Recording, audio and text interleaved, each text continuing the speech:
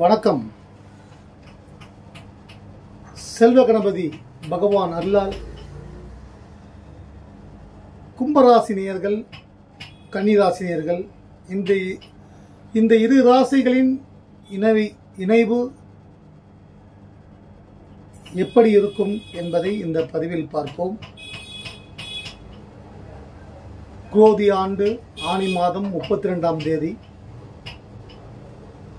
தசமி திதி, விசாக நட்சத்திரம்.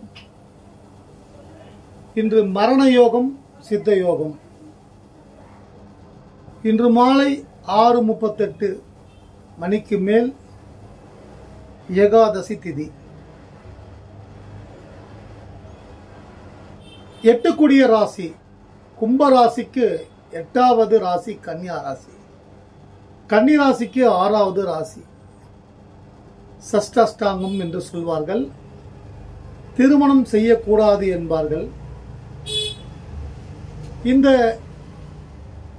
இந்த ராசிகள் வேண்டுமென்றாலும் திருமணம் செய்து கொள்ளாமல், அதாவது கும்பமும் கன்னியும், கும்ப லக்னம் கன்னி லக்னம் அப்படியும் எடுத்துக்கலாம், திருமணம் செய்யாமல் இருக்கலாமே தவிர, ஆனால் கன்னிராசி வீட்டில் கும்பராசி குழந்தைகள் பிறந்தால், அல்லது கும்பராசி வீட்டில் கன்னிராசி குழந்தைகள், அல்லது கணவன் மனைவி, தொழில் செய்யும் வியாபாரம் செய்யும் நண்பர்கள், பார்ட்னர், வாழ்க்கை துணை, வியாபார துணை, இது போன்ற துணைகள் இருந்தால் எப்படி இருக்கும் என்பதை, அதாவது கும்பராசி செவ்வாய் ராகு குரு தசையில் பிறந்தவர்கள், அவிட்டம் நட்சத்திரமாக இருந்தால் செவ்வாய் திசை, சதய நட்சத்திரமாக இருந்தால் ராகு திசை, இந்த திசையில் பிறந்திருப்பார்கள். அவிட்டம் நட்சத்திரக்காரர்களுக்கு ஒரு குணம், சதய நட்சத்திரக்காரர்களுக்கு ஒரு குணம், பூரட்டாதி நட்சத்திரக்காரர்களுக்கு குருவின் ஆதிக்கம் அதிகம் நிறைந்தவர்களுக்கு ஒரு குணம். ஒரே ராசிதான். கிரகங்கள் மாறும் பொழுது ஒவ்வொருவரின் குண அதிசயங்களும் மாறும், அவர்கள் செயல்பாடுகள் மாறும். ஒருவர் உதவி செய்வார், ஒருவர் உதவி செய்ய மாட்டார். ஒருவர் எப்போதுமே நல்லதை நினைப்பார், இன்னொருவர் நினைக்க மாட்டார். அது போன்ற, ஏன்னா இந்த ஜோதிடம் என்பது மிகப்பெரிய ஒரு சூட்சமம். அதில் கிளைகள் அதிகம், உள்ள உட்பிரிவு போய்கொண்டே இருக்கும். அதெல்லாம் கணக்கிடனா ரொம்ப ரொம்ப ரொம்ப கஷ்டம். அந்த நம்முடைய மூதாதையர்கள் இந்த ஜோதிட கலையை எப்படி கண்டுபிடித்தார்கள்? 9 கிரகங்களுக்கு சென்றார்களா? 9 கிரகங்களை போய் பார்த்தாங்களா? எப்படி அந்த 9 கிரகத்தோட தன்மைகளை கண்டறிந்தார்கள்? ஒவ்வொரு கிரகங்களுக்கு உரிய நிறங்களை எப்படி அறிந்தார்கள்? இந்த 9 கிரகங்கள் ஒன்றன் பின் ஒன்றாக வரிசையாக எப்படி அந்த வான்மண்டலத்தில் சுத்துகிறது என்பது, இதெல்லாம் ஒரு மிகப்பெரிய இறைசக்தி இருந்தால்தான், ஒரு ஜோதிடருக்கு இறைசக்தி இருந்தால்தான் அவர் சொல்லும் வாக்கு, அவர் சொல்லும் வாக்கு பலிக்கும்.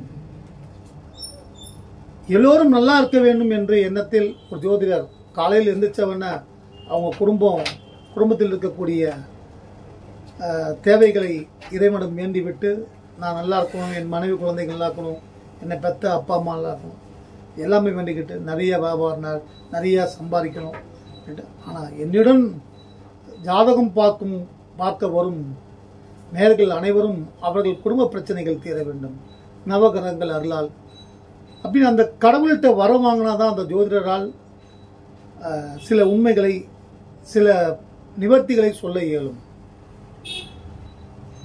இந்த வார கோச்சாரங்கள், கிரகம், நவ கிரகங்கள் 12 பாவங்களில் எங்கு உள்ளது என்பதை பார்ப்போம். மேசத்தில் இதுவரை இருந்த செவ்வாய் குருவோடு இணைந்திருக்கிறார் ரிஷப ராசியில். அது கன்னிராசிக்கு 9ஆம் இடம், கும்பராசிக்கு 4ஆம் இடம். சுகஸ்தானத்தில் குருவும் செவ்வாயும், குரு மங்கள யோகம் என்று சொல்லலாம்.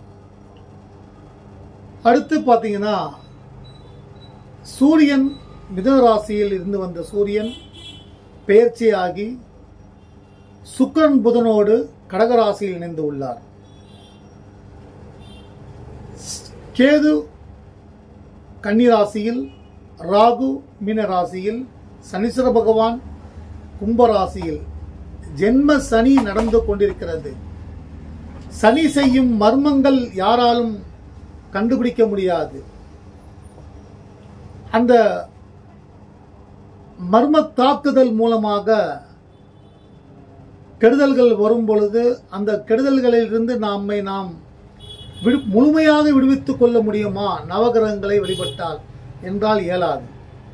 ஆனால் அந்த கிரகங்கள் கொடுக்கும், சனி பகவான் மற்றும் உள்ள கிரகங்கள் அனைத்தும் கொடுக்கும் அந்த தப்பான தாக்குதல்கள், கெட்டவைகள், கெட்ட கர்மாக்கள் ஒரு மனிதனால் தாக்கு பிடிக்க முடியுமான்னா அந்த கிரகத்திடமே போய் சரணாதிகதி அடைய வேண்டும். கும்பராசிக்கு தனஸ்தானத்தில் கேது, குரு 4ஆம் இடத்தில் செவ்வாயோடு இணைந்து உள்ளார். குருவின் பார்வை கன்னிராசியின் மீதும் விருச்சிக ராசியின் மீதும், கும்பராசிக்கு விரயஸ்தானாதிபதியான மகர ராசியின் மீதும். இந்த விருச்சிக ராசி, கன்னிராசி, மகர ராசி இந்த நேயர்கள் வீட்டில் இருந்தால் குரு பார்வை பெறுவதால் அவர்கள் மூலம் அனுகூலமான நன்மைகள் உண்டாகும். கும்பராசிக்கு வேலை வாய்ப்பு, வேலை கிடைக்கல, இருந்த வேலை போயிடுச்சு, கடன் உருவாகி வச்சு ரொம்ப கஷ்டப்பட்டு இருக்கேன் அப்படின்ட்டு கும்பராசியில் கடந்த ஒரு 8 வருடங்களாக, அதாவது 7.5 சனி ஆரம்பித்து 3 வருஷம் தான் ஆகுது, 4 வருஷம் கிட்ட ஆகுது வச்சுக்கலாம். ஆனால் ரொம்ப கஷ்டப்படுறது பார்த்தீங்கன்னா 8 வருடமாக நிறைய கஷ்டங்கள், நிறைய துன்பங்கள். யார் யாரெல்லாம் எதிரி ஆகுறாங்கன்றதே தெரியல. ஒவ்வொரு கிரகங்களும் ஒவ்வொரு பிரச்சனைகளை எழுப்புகிறது. ஒவ்வொரு கிரகங்களும் ஒவ்வொரு உறவுகள். செவ்வாய் திசையில் பிறந்த கும்பராசினியர்கள் ராகு திசையில் படிப்பு சில தடங்கல்கள் வரலாம். அடுத்து வரக்கூடிய குரு திசை, உங்கள் ஜாதகத்தில் குரு பகவான் சுய ஜாதகத்தில் வலுவான நிலையில் இருந்தால் கும்பராசிக்கு தனஸ்தானாதிபதி, லாபாதிபதி, தனலாபாதிபதி என அழைக்கப்படும் குரு திசை யோகத்தை கொடுக்கும். அதுவே உங்கள் ஜாதகத்தில் பாதகமான இடத்தில் இருந்தால் குரு திசை பலவிதமான அனுபவங்களை சனி பகவானோடு சேர்ந்து கொண்டு நிறைய கஷ்டங்களை கொடுக்கும், கடனை கொடுக்கும். இப்ப இருக்கக்கூடிய கிரக நிலைகள் மாணவர்களுக்கு நன்மையை செய்ய புதன் பகவானை வழிபடுங்கள். நவகிரகத்தில் இருக்கக்கூடிய புதன் பகவான் உங்கள் ராசிக்கு தனாதிபதி, கன்னி ராசிக்கு கலத்திரஸ்தானாதிபதி, சுகஸ்தானாதிபதி குரு பகவான். குரு பகவானை வழிபடுவது கும்பராசிக்கு குரு மித்ருகாரகன், லாபகாரகன், தனகாரகன், நன்மையை செய்வார். கன்னிராசியை பொறுத்தமட்டில் குரு தசை மிக மிக வேதனைகளை கொடுப்பார். இப்ப இருக்கக்கூடிய கிரகங்கள் கன்னிராசிக்கு சாதகமாக உள்ளது. ஆனால் கிரக அமைப்புகள் சாதகமாக உள்ளதே தவிர கன்னிராசினியர்கள் பல பேர்கள் பல விதத்தில், பல சங்கடங்களில், பல பிரச்சனைகளில், பல கடனில் நிம்மதி இல்லாமல், உடல் ஆரோக்கியம் சீர்கெட்டு, வேலை பறிபோய், கணவன் மனைவி உரசல்கள், பிரச்சனைகள் வந்து பலவிதமான சோதனைகளுக்கு சோதனைகளை கடந்து வருகிறார்கள் கன்னிராசினர்கள். இப்போ செவ்வாய் திசை பிறந்தவர்கள் ராகு திசைக்கு என்ன செய்ய வேண்டும்? ராகு திசையில் இருப்பவர்கள் துர்க்கை அம்மனுக்கு தீபம் ஏற்றி வழிபடும் பொழுது அந்த ராகு நன்மையை செய்யும் ராகுவாக மாறி உங்கள் ஜாதகத்தில் உங்கள் வாழ்க்கையில் பலவிதமான முன்னேற்றங்களை கொடுப்பார். துர்க்கை அம்மனை வழிபடுவது, ராகு பகவானை, நவகிரகத்தில் இருக்கக்கூடிய ராகு பகவானை வழிபடுவது நல்லது. கன்னிராசியை பொறுத்த மட்டில் ராசியில் பாம்பு, 7ஆம் இடத்தில் பாம்பு, கலத்திரஸ்தானத்தில் பாம்பு, மனைவி என்ற ஸ்தானத்தில் பாம்பு, தொழில் செய்யும் இடத்தில் பார்ட்னர் மூலமாக ஒரு பாம்பு 7ஆம் இடத்தில். இந்த இரு பாம்புகள் அவர்களை மற்ற கிரகங்கள் செய்யக்கூடிய நன்மைகளை முழுவதும் பெற இயலாமல் ரொம்ப கஷ்டப்பட்டு இருக்காங்க. அவர்களுக்கு பார்த்தீங்கன்னா குரு தசை, கன்னிராசிக்கு குரு தசை நடந்து கொண்டிருந்தால் 100க்கு 95% நபர்கள் மிக சங்கடங்களை சந்தித்து வருவார்கள். அந்த சங்கடங்கள் 5% நபர்கள் நல்ல நிலையில் இருக்கலாம். அது அவரவர் சுயஜாதகத்தின் அடிப்படையில், தசாநாதன் அடிப்படையில் தான். அடுத்து சனி மகாதசை. சனி மகாதசை கும்பராசிக்கும் கன்னியராசிக்கும், கன்னியராசியை பொறுத்த மட்டில் சனி மகாதசை இழந்த செல்வங்களை திரும்ப பெற்றுக் கொடுப்பார். நிறைய முன்னேற்றங்களை கொடுப்பார். எந்தெந்த பிரச்சனைகள் எல்லாம் உங்களை வாட்டிக் கொண்டிருந்தோ அந்த பிரச்சனைகளிலிருந்து நீங்கள் விடுபட உடல் பலத்தையும் மனபலத்தையும் செல்வ பலத்தையும் கொடுப்பார் சனி தசை. அதே ஒரு சிலருக்கு சனி பகவான் விரயஸ்தானத்தில் சிம்ம ராசியில் இருந்தாலோ அல்லது 8ஆம் இடத்தில் நீச்சம் பெற்று இருந்தாலோ, மறைவுஸ்தானங்களில் சனி பகவான் இருந்தாலும், ஏன்னா அவரே உங்களுக்கு பூர்வ புண்ணிய ஸ்தானாதிபதி, 6 ருண ரோக சத்ரு சனீஸ்வர பகவான் தான். சனி தசையை பொறுத்த மட்டில் சனி புத்தி உங்களுக்கு நன்மையை செய்யும். சனீஸ்வர பகவானை வழிபட வேண்டும். வேலை வாய்ப்பு கிடைக்க இரு ராசிக்காரர்களும் குரு பகவானை வழிபடுங்கள். நவகிரகத்தில் இருக்கக்கூடிய குரு பகவானை வழிபடுங்கள். குரு தட்சிணாமூர்த்தி பகவானுக்கு தீபம் ஏற்றி வழிபடுங்கள். வாரம் ஒரு முறை தொடர்ச்சியாக செய்து வாருங்கள். இந்த கிரகதோஷங்களிலிருந்து உங்களுக்கு எப்படி உங்களை பாதுகாத்து, கிரகதோஷங்கள் நீங்கவில்லை என்றாலும் அந்த கிரகதோஷங்கள் அதன் மூலம் கிடைக்கப்படும் பிரச்சனைகளை எப்படி தவிர்ப்பது, எப்படி அதோட தாக்குதல் முழுமையாக நமக்கு மேலப்பட்டு நம்ம அதுல அவதிப்படாமல் இருக்க அந்த சக்தியை கொடுக்கும் கிரக வழிபாடுகள். குரு பகவானுக்கு தீபம், குரு பகவானுக்கு அர்ச்சனை, இதெல்லாம் செய்யறது நல்லது. குரு ஸ்தலங்களுக்கு ஒரு முறை சென்று வருவது நல்லது. ஏழைகளுக்கு உணவு கொடுப்பது, தானம் தர்மம் செய்தால் பாவம் போகுமா அப்படின்னு ஒரு நேயர் கேட்டிருந்தாரு. தானம் தர்மம் செய்தால் பாவம் தீராது. செஞ்ச கர்மம் எப்படி தீரும்? தீராது. ஆனால் அந்த செய்த கர்மம் நமக்கு தெரியாம நம்ம யாருக்கு பாவம் செஞ்சிருந்தோமோ, யாருக்கு துரோகம் பண்ணுமோ, அந்த துரோகத்தின் சக்தி நம்மை தாக்கும் பொழுது அந்த கர்மா அதை யாரும் தடுக்க முடியாது. ஆனால் அந்த கர்மாவின் தாக்குதலிலிருந்து நம்மை காப்பாற்றிக் கொள்ள அந்த தானம் தர்மம் நமக்கு ஒரு சக்தியை கொடுத்து அதை தாங்கக்கூடிய சக்தி, அதை திருப்பி அனுப்பக்கூடிய சக்தி, அதிலிருந்து உங்களை விடுவித்துக் கொள்ளக்கூடிய சக்தி அந்த கிரக வழிபாடுகள் கொடுக்கும். அதுதான் தான தர்மங்களும் கொடுக்கும். ஏழைகளுக்கு உணவு கொடுப்பது, அதை முழுமையாக மனமுவந்து ரோட்ல போற ஜீவன்களுக்கு கொடுக்கிறது. அதாவது மனிதர்கள், நிறைய பேர்கள் சாலை ஓரமாக கஷ்டப்படுறாங்க, அவங்களுக்கு உதவி செய்யறது, இதெல்லாம் அதாவது ஏழை குழந்தைகளுக்கு ஸ்கூல் ஃபீஸ் கட்டுறது. முடிஞ்ச வரைக்கும் முதல்ல இரு ராசிக்காரர்களும் சுயநலமாக இருந்து கொள்ளுங்கள். தானம் தர்மம் அது உங்களுடைய தனிப்பட்ட ஒரு விஷயம். ஏன்னா ஒவ்வொரு மனிதரும், ஒவ்வொரு ஆணும் ஒவ்வொரு பெண்ணும் சுயநலமாக பணத்தை சேமித்து வைத்துக் கொண்டால் கிரகதோஷங்கள் வரும் பொழுது அந்த கஷ்டங்களை அனுபவிக்கும் பொழுது, பணம் இருக்கும் பொழுது, அந்த பணத்தின் மூலம், அதாவது உயிர் போறதை யாரும் தடுக்க முடியாது, இறைவனால் மட்டும்தான். அதே போல நோய் வேதனை அனுபவிக்கும் பொழுது அந்த நோயும் தடுக்க முடியாது. ஆனா அந்த நோயை குணப்படுத்த பணம் இருந்தால் குணப்படுத்த முடியும். ஓரளவுக்கு அந்த வீரியத்தை குறைக்க முடியும். அப்போ அந்த பணம் அவசியம். இல்லை எந்த பிரச்சனை உங்களுக்கு வந்தாலும் பணம் இருந்தா ஒரு அப்பா அம்மாவை விலை கொடுத்து வாங்க முடியாது, நல்ல அன்பை வாங்க முடியாது.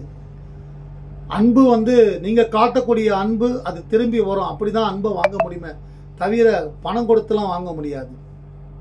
ஆனா உலகத்துல எல்லா பொருளையும் வாங்கலாம் பணம் இருந்தா. அந்த பணத்தை சம்பாதிச்சு கொள்ளுங்க. மானம் மரியாதை எல்லாமே கிடைக்கும். பணம் இருக்குன்ற ஒரு சந்தோஷம் இருந்தாலேயே நோய் நொடி வராது. அந்த பணத்தை வைத்துக்கொண்டு அந்த பணம் குறையாத வண்ணம் அதன் மூலம் வரக்கூடிய லாபத்தை வைத்து நீங்க தானம் தர்மம் பண்ணுங்க, புண்ணியம் வரும். வேலை வாய்ப்பு கிடைக்க குரு பகவானை வழிபடுங்கள். குழந்தை பாக்கியம் உண்டாக சூளை அங்காள பரமேஸ்வரி அன்னையை வழிபடுங்கள். எங்க இருந்தாலும் வழிபடலாம். நம்மளோட போட்டோ சென்னை சூளை அங்காள பரமேஸ்வரின்னு சொல்றீங்கன்னா கூகுளில் நெட்டில் தட்டினா வந்துடும் போட்டோ. அந்த போட்டோ வச்சு தீபம் ஏற்றி கும்பிடலாம். எப்படி வெங்கடேச பெருமாள் நம்ம கும்பிடுறோம் உலகம் முழுவதும். கடவுள் தூணிலும் துரும்பிலும் எல்லா இடத்துலையும் இருப்பாங்க. அந்த அம்மா பார்த்தீங்கன்னா தன் குழந்தைய கையில வச்சிருப்பாங்க. அவங்களை கும்பிடுறது நல்லது. அடுத்து திருமணம் ஆகாதவர்களுக்கு குரு பகவானை வழிபடுங்கள். நவகிரகத்தில் இருக்கக்கூடிய சுக்கிர பகவானை வழிபடுங்கள்.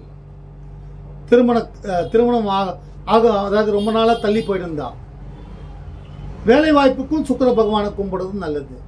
இது எல்லாம் கலந்த கலவையாக, நவகிரகங்கள் கலவையாக விநாயக பெருமானும் முருகப்பெருமானும் இருக்காங்க.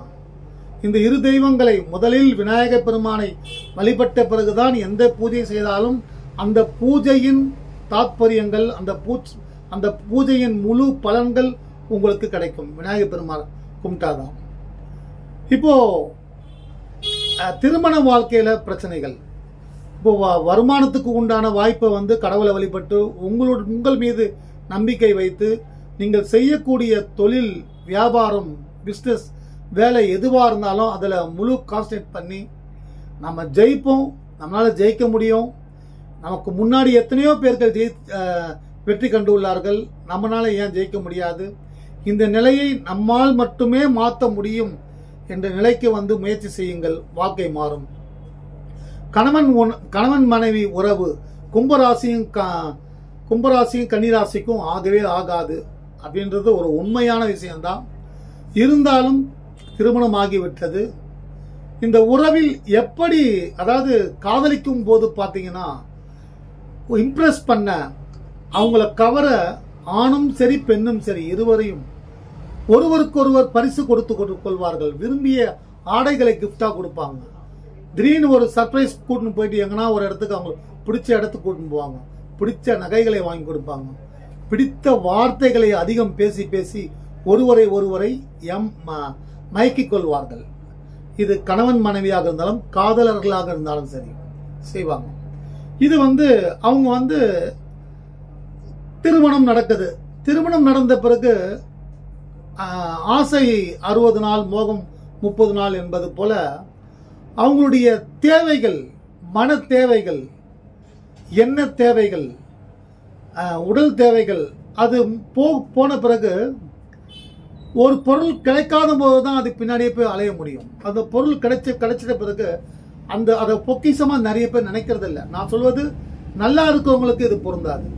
திருமண வாழ்க்கையில பிரச்சனைகளை கண்டு டைவர்ஸ் வரைக்கும் போனவங்களுக்கு இது புரியும். அது அந்த ஒரு 6 மாசம், 1 வருஷம், 2 வருஷம் நாங்க ரொம்ப சந்தோஷமா வாழ்ந்தாங்க, மகிழ்ச்சியா வாழ்ந்தாங்க. திடீர்னு சனி பயிற்சி வந்தது. அவருடைய எண்ணங்கள் மாற்றி அவரு ஒண்ணு பேச, இவரு ஒண்ணு பேச. எப்படி நீங்க சந்தோஷமா அன்பை நீங்க பரிமாறிக்கிறீங்களோ, நல்ல ட்ரெஸ் எடுத்து கொடுத்தீங்க, நிறைய நகைகளை வாங்கி கொடுத்தீங்க, பிடிச்ச காரு, பிடிச்ச வீடு எல்லாம் பண்ணி கொடுத்தீங்களோ, அதுக்கு எதிர்மறையாக உங்கள் குணங்கள் தானாக கிரகங்கள் மாற்றுகிறதா, நீங்கள் மாறுகிறீர்களா அப்படின்னா கிரகங்கள் அது சொல்லிட்டு கொண்டேதான் இருக்கும். ஆனா நாம தான் மாறாம இருக்கணும். வாழ்க்கை துணை என்றது கணவன் மனைவி என்றது திருமணம் தாலி கட்டியவுடன் அது இந்து மதமாக இருந்தாலும் கிறிஸ்துவ மதமாக இருந்தாலும் இஸ்லாமிய மதமாக எந்த மதமாக இருந்தாலும் தாலி கட்டியவுடன் இந்த மனைவி நம் வாழ்க்கையில் சரிபாதி, இந்த கணவர் நம் வாழ்க்கையில் சரிபாதி. ஒரு கெட்டவனை கூட மாற்றக்கூடிய சக்தி அந்த பெண்ணுக்கும் ஆணுக்கும் காதலுக்கு உண்டு, உண்மையான அன்புக்கு உண்டு. நல்ல ஃப்ரெண்டுங்கிட்ட போய் சேரும் பொழுது இவன் பாருங்க, நிறைய குடும்பத்தில் நடக்கிறது நம்ம யதார்த்தமான வார்த்தைகளை நம்ம காதல விழுந்திருக்கோம். அவன் ஒரு பெரிய பசங்களோட சேர்ந்து சுற்றி இருந்தான். இந்த பொண்ணு கொஞ்சம் நடவடிக்கை சரியில்லை. திடீர்னு இவ ஒரு ஃப்ரெண்டா அமைஞ்சா இன்னைக்கு அவங்களுடைய ஆக்டிவிட்டிஸை மாறி போய் நல்லா இருக்காங்க அப்படின்றது. அதனால நம்முடைய சுற்றி இருக்கக்கூடிய சேர்க்கைகள் நல்ல சேர்க்கைகளாக தேர்ந்தெடுத்துக் கொள்ள வேண்டும். அதே சமயம் அந்த அன்பை எந்த காலத்துக்கு கொண்டு விட்டு கொடுக்க கூடாது. மூன்றாவது நபரை திருமண வாழ்க்கையிலோ காதலர்கள் நடுவிலோ உள்ளே வரவே அனுமதிக்க கூடாது. அது இல்லாம இருந்தா வாழ்க்கையில ஜெயிக்கலாம். கும்பராசி கன்னிராசிக்கு ஏற்கனவே பல பதிவுகள் போட்டிருக்க. அதுல நிறைய பேர்கள் பலவிதமான கேள்விகளை இது மாதிரி திருமண வாழ்க்கையில அதிருப்தியை பற்றி தான் கேட்டிருக்காங்க. இது பொதுவான எல்லா ராசிக்காரர்களும் எடுத்துக்கலாம். எனக்கு தெரிஞ்ச ஒரு கணவன் மனைவி பார்த்தீங்கன்னா அவங்க கும்பராசி கன்னிராசி தான், ஹஸ்பண்ட் ஒய்ஃப். அவங்க பார்த்தீங்கன்னா இன்னைக்கும் அவங்க கணவர் அன்னைக்கு கல்யாணம் ஆனதுக்கு முன்னாடி எப்படி இருக்காங்களோ அதை விட இன்னைக்கு 68 வயசாகி போச்சு. அவ்வளோ அன்பா இருக்காங்க. கணவர் வெளியே போயிட்டு மலைக்கு முன்னாடி மழை பெய்யுது வரலன்னா அந்த அம்மா 10 பேருக்கு ஃபோன் பண்ணிடுவாங்க. அதே போல கணவர் தான். அப்படி அன்பை விட்டு கொடுக்காமல் வாழ்ந்தால் அதுதான் சொர்க்கம். வானத்துல சொர்க்கம் கிடையவே கிடையாதுங்க. அதெல்லாம் ஒரு பொய்யான ஒரு வார்த்தைகள். சொர்க்கம் என்பது சொர்க்கத்துக்கு போடா, தானம் தர்மம் பண்ணுடா அப்படின்னு சொல்லுவாங்க. கெட்டது பண்ணாத, நல்லது பண்ணு, நீ புண்ணியம் வருண்டு. சொர்க்கம் என்றது ஒண்ணுமே கிடையாது. வாழ்ற வாழ்க்கை தான் நோய் இல்லாத வாழ்க்கை. திருமண வாழ்க்கையில சந்தோஷமான அன்பு பகிர்ந்து கொள்ளக்கூடிய வாழ்க்கை திருமண வாழ்க்கையில. அடுத்து நல்ல பிள்ளைகள் அமைந்து அந்த பிள்ளைகளுக்கு திருமணம் செய்து பேத்திகளை கொஞ்சுவது அது ஒரு சொர்க்கம். நோய் இல்லாமல் வாழ்வது ஒரு சொர்க்கம். பணம் குறைவு இல்லாமல் தேவையான பணம், சந்தோஷத்தை அனுபவிக்க பணம். இன்னைக்கு நான் ஒரு காட்சி பார்த்தேன். என்னுடைய ஒருத்தர் ஒரு ஒர்க் பண்றாரு. 3 பேர் ஒர்க் பண்றாங்க. அதுல அவருடைய மனைவி, அந்த அம்மாக்கு மனைவி சாப்பாடு கொண்டு அப்படியே சந்தோஷமா அவங்களுக்கும் ஒரு 55 வயசு மேல ஆகுது பகிர்ந்துக்கிறாங்க. அதெல்லாம் பார்க்கும்போது இது ஏன் இளைஞர்களுக்கு, இப்ப இருக்கக்கூடிய இளைஞர்களுக்கு இல்லைன்னு அது ஒரு கேள்வி கேட்க தோணுது. அங்கதான் தோல்வி அடைஞ்சிடறாங்க. இப்ப இன்னைக்கு இவங்களுடைய உறவுகளை கெடுக்க செல்போன் வந்துடுது. செல்போன் பலவிதமான நண்பர்கள் அறிமுகமாகலாம். பல நல்ல விஷயங்கள் 100க்கு 90 80% நல்ல விஷயங்கள் இருக்கு. ஆனால் நாம் பார்க்கறது பார்த்தீங்கன்னா, அதாவது இந்த சிக்கல்ல மாற்றவங்க பார்க்கறது பார்த்தா 100க்கு 1000% அதில் இருக்கக்கூடிய தவறான விஷயங்களை தான். ஒரு கொள்ளடிக்கிறதுனால அதை பார்த்து கத்துக்கிறாங்க. எப்படி பாம் தயார்படுறது அதை பார்த்து கத்துக்கிறாங்க. எப்படி கொலை பண்றது, எப்படி கெட்டதை பண்றது அதெல்லாம் பார்த்துக்கிறாங்க. ஆனா அன்பை பகிர்ந்துக்கிறத அவாய்ட் பண்ணிடுறாங்க. கும்பராசியோட அதிபதி சனீஸ்வர பகவான். அந்த சனீஸ்வர பகவான் பார்த்தீங்கன்னா கும்பராசிக்காரர்கள் கிரகங்கள் உங்களை அதாவது இப்ப சனி இப்போ நெருங்கி உங்களை ஆக்குபைட் பண்ணி வச்சிருக்காரு. உங்க ராசிக்கு அதிபதி தான் அவரே விரய ஸ்தானாதிபதி. விரயங்களை கொடுக்கக்கூடிய தெய்வமும் அவரு தான். உங்க ராசி கும்பராசியாக கும்பலக்னமாக இருந்தால் உங்களுடைய அதிபதி சனீஸ்வர பகவான் தான். சனீஸ்வர பகவானுக்கு எல்தீபம் ஏற்றி வழிபடணும். அந்த கும்பராசிக்காரர் பார்த்தீங்கன்னா உங்களுக்கு சனி பகவான் ஜென்ம சனியின் ஒவ்வொரு ஸ்தானங்களுக்கு செல்லும் பொழுது ஒவ்வொரு விஷயங்களை செய்வார். 12ஆம் இடத்தில் இருக்கும் பொழுது 12ஆம் இடத்தில் இருக்கும் பொழுது நிறைய விரயங்களை உருவாக்குவார். அதுதான் 7 சனி ஸ்டார்ட். அதே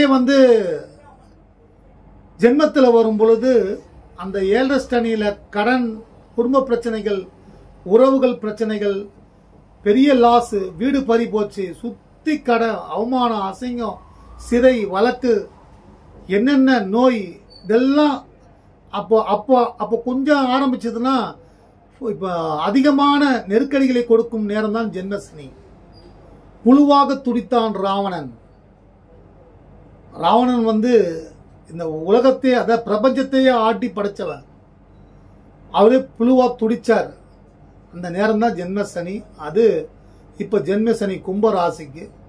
கும்பராசினியர்கள் கணவனாக, மனைவியாக, பிள்ளைகளாக இருந்தால் அவர்களிடம் அன்பு காட்டுங்கள். முதலில் கும்பராசி, எனக்கு சனி அமர்ந்திருக்கிறார், அவர் நல்லதை செய்ய வேண்டும், என் மூலம் யாருக்கும் எந்த பிரச்சனைகள் வரக்கூடாது, நான் யாரையும் காயப்படுத்தக்கூடாது, நான் எல்லோரிடம் அன்பு காட்ட வேண்டும், திரும்ப அவர்கள் எப்படி அன்பை கொடுக்கிறது, எப்படி அன்பை திரும்ப பெறதுன்றது ஒரு அற்புதமான சூட்சமம். அது ரொம்ப ஈஸி. ஆனா அது நிறைய பேருக்கு தெரியுதில்ல. ஒரு தேங்க்ஸ், ஒரு நன்றி, சோக்கியமா, சாரின்ற வார்த்தையை வந்து கணவன் மனைவி பேசிட்டாங்கன்னா, சும்மா அடிக்கடிக்கு பேசுவதுன்னா அவங்களுக்கு சண்டையே வராது. இதெல்லாம் சாரி சொல்ல முடியாம மௌனமா இருந்து, உங்கள்கிட்ட பேசாம இருந்து, ஒரு நாள் பேசலன்னா அடுத்த நாள் அந்த பிரச்சனை வந்து வீரியம், அதிகமான சக்தி தனக்குள்ள அடக்கிக் கொள்ளும். ரெண்டாம் நாள் பேசலன்னா அது இன்னும் சக்தியை அதாவது இந்த புயல் வலுவடைது மாதிரி உங்க பிரச்சனைகள் வலுவடையும். அது கணவன் மனைவி உறவில் வைத்துக் கொள்ளாதீர்கள். உடனே பேசிவிடுங்க. நீங்க திருமண வாழ்க்கையில இணையும் பொழுது கணவன் மனைவி எந்த பிரச்சனைகள் வந்தாலும், நான் என்னால எந்த பிரச்சனை வந்தாலும் நான் ஒரு அரை மணி நேரத்துல நீ நானும் பேசிக்கலாம் அப்படின்னு ஒரு உடன்படிக்கை செய்து கொள்ளுங்கள். வாழ்க்கை நல்லா இருக்கும். இந்த வெளிநாடு செல்ல முயற்சி செய்பவர்களுக்கு கும்பராசியாக இருந்தால் நிச்சயம் இந்த வாய்ப்பு உங்களுக்கு கிடைக்கும். வெளிநாடு படிக்க, வெளிநாடு சென்று வியாபாரம் செய்ய, அல்லது வெளிநாட்டில் வேலை கிடைக்க. ஏனால் குடும்பஸ்தானத்தில் ராகு என்ற அயல் நாட்டு கிரகம், உங்கள் ஆசைகளை, கனவுகளை நிறைவேற்றக்கூடிய கிரகம் தனஸ்தானத்தில், அந்த கிரகம் குரு என்று அழைக்கப்படும் மீனராசியில் அமர்ந்து உள்ளது. நிறைய நன்மைகளை செய்யும். அதை எப்படி நீங்க வந்து வழிபடனா, நான் சொன்ன அந்த குரு நவர்த்திருக்கக்கூடிய குரு பகவானை வழிபடுறது, ராகு பகவானுக்கு தீபம் ஏற்றி வழிபடுறது, துர்கை அம்மனை வழிபடுறது, இதெல்லாம் வந்து எனக்கு இது கிடைக்கணும்னு ஒரு முயற்சி பண்ணா நிறைய அவன் ஏன் வச்சான்பா, இந்த இடத்துல வீடு வாங்கிட்டான்பா, சொன்ன மாதிரி செஞ்சுட்டாப்பா. அதுதான் நம்முடைய எண்ணங்கள் வலிமையாக இருக்க வேண்டும். கும்பராசி. கன்னிராசி பாத்தீங்கன்னா பலவிதமான போராட்டங்கள், பேச வார்த்தைகளே இல்ல. அது எவ்வளோ நாள் கணக்கில் பேசலாம். கன்னிராசினியர்கள் பட்ட கஷ்டங்கள், அதாவது காலச்சக்கரத்தில் கன்னிராசி சனீஸ்வர பகவான் கிட்டேயோ அல்லது 9 கிரகங்கள்கிட்டயோ மாட்டிக்கிட்டு அவங்க படுற பாடு கொஞ்சம் நெஞ்சம் இல்லை. அதெல்லாம் மாறும். உங்களுடைய வாழ்க்கையில ஜெயிப்போம் என்ற எண்ணம் உங்களிடத்தில் மாறாமல் இருந்தால் உங்கள் வாழ்க்கையில் வெற்றி மிக இலகுவாக கிடைக்கும். கன்னிராசினியர்கள் பிள்ளைகளாக இருந்தால் கும்பராசியில் அவங்களுக்கு புரியக்கூடிய பாஷையில், அன்பு என்ற பாஷையில் அரவணைத்து பேசுங்கள். அதே கன்னிராசினியர்கள் கும்பராசி பிள்ளைகளாக இருந்தால் கேப் விட்டுருங்க. ஒரு சண்டை சச்சரவு வருதுன்னா, ஒரு பிரச்சனை வீரியமாகுதுன்னா, சில பிரச்சனைகளை பேசி உடனே முடிச்சிடணும். ஆனா சில பிரச்சனைகளுக்கு வந்து டைம் கொடுத்துடணும், காலம் கொடுத்துக்கணும்னா காலம் அதுவா சரி செய்து கொள்ளும். பிரச்சனைகளை சரி செய்து மீண்டும் ஒரு ஆழமான பந்தத்தையும் பாசத்தையும் உருவாக்கிவிடும். கணவன் மனைவி உறவில் அல்லது தொழில் பார்ட்னர்கிட்ட பிரச்சனை இருந்தாலும் சரி, அல்லது சகோதரர்களிடம் பிரச்சனைகள் இருந்தாலும் சரி, அப்பா அம்மா குழந்தைகளிடம் பிரச்சனைகள் இருந்தாலும் சரி. அதனால அதாவது நவகிரகங்களை வழிபடுங்க, லட்சுமி நரசிம்மரை வழிபடுங்கள், ஒற்றுமை உண்டாகும். அர்த்தநாரீஸ்வரர் முருகப்பெருமானை வந்து தனியா இருக்கக்கூடிய முருகப்பெருமானை வழிபடும் பொழுது கடன் விலகும், கடன் நோய் விலகும். தம்பதியா இருக்கக்கூடிய வள்ளி தேவயானை முருகப்பெருமானை திருமுருகனை வழிபடும் பொழுது எல்லா சகல பிரச்சனைகளும் சகல கஷ்டங்களும் நீங்கும்.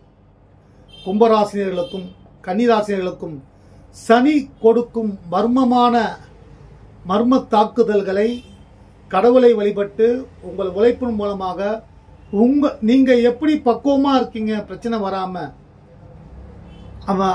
எந்த அளவுக்கு நீங்க உங்களை காப்பாத்திக்க, அதாவது இந்த பிரச்சனைகளை தவிர்க்க முடியுமோ அந்த சக்தி இறைவனிடம் தாழ் பணிந்து வேண்டி சக்தியை பெற்று எல்லா செல்வங்களும் எல்லா ஐஸ்வர்யங்களும் பெற்று நீண்ட ஆயுளோடு 100 ஆண்டுகள் நலமோடு வாழ முருகப்பெருமான் அருளால் கும்பராசிரியர்களுக்கும் கன்னிராசிரியர்களுக்கும் நன்மை உண்டாகட்டும். நன்றி, வணக்கம்.